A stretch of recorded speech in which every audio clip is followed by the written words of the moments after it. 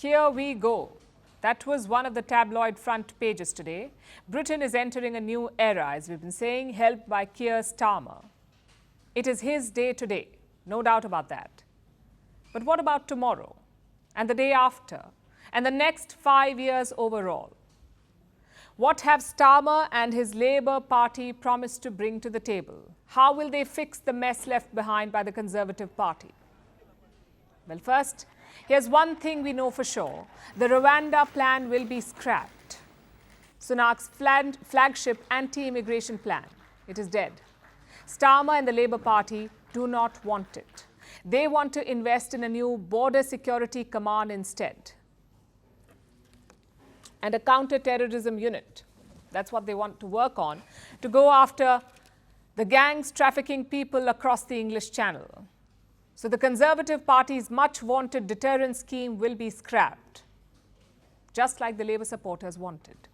I hope, well, first of all, I'm glad Rwanda's being scrapped. But I just hope that projects, they'll think about more long-term. Labour is definitely eyeing the long-term, but it's a challenge, considering the state of the economy. Britain's economy has been in the doldrums for years. Last year, it grew by just 0.1%. Meanwhile, inflation has been devastating the UK. The country has been reeling under a cost of living crisis. Keir Starmer will have to tackle this problem first, or he might not get a shot at a second term. His plans so far seem a bit underwhelming. He promised a national wealth fund to invest in new jobs. He also wants to build 1.5 million new homes, which may lower property prices and help ease the cost of living crisis. It's a solid, if boring, plan. Another challenge that Prime Minister Keir Starmer faces is healthcare. In Britain, that means the National Health Service, or the NHS. The NHS has been in turmoil for years. The system is broken, so much so that people now have to wait for months for basic checkups.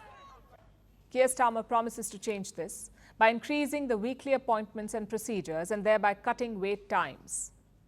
It sounds simple enough. But if it was so simple, why didn't Sunak and the Tories do this already? Well, because you need money to execute plans like these. The Conservatives had a different approach. They always wanted to cut taxes and then hope for the best. But Starmer believes in intervention. He thinks that the government should have a more hands-on approach. But he won't raise taxes. Not on the ordinary people anyway. So then how will he bridge this funding gap? Where will he find the money for his schemes? Starmer plans to go after tax evaders by closing loopholes like the one that Sunak's wife is said to have used to dodge millions in taxes. Britain's ultra-rich are apparently scrambling already. Starmer also plans to tax private schools that currently enjoy exemptions.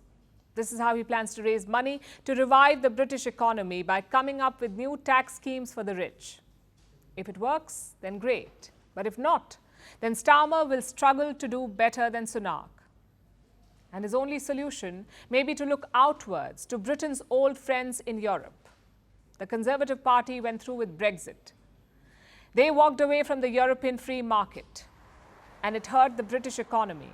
Keir Starmer has promised not to undo Brexit, for now anyway. But he does plan to improve trade with the EU. He's planning to negotiate new deals with Europe, and he also wants to finalize a free trade agreement with India. Starmer hopes that boosting trade will jumpstart the British economy. It's a sound plan, but will he be able to execute it?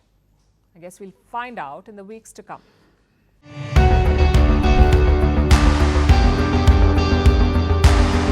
Across continents, one powerful news source. Bringing you diverse perspectives on the issues that matter.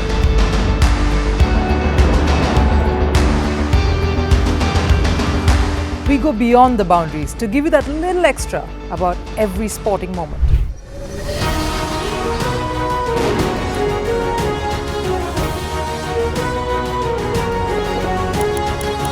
So thank you for making Firstpost 5 million strong. We're counting on your support, and you can trust us to bring you the news unfiltered and unvarnished.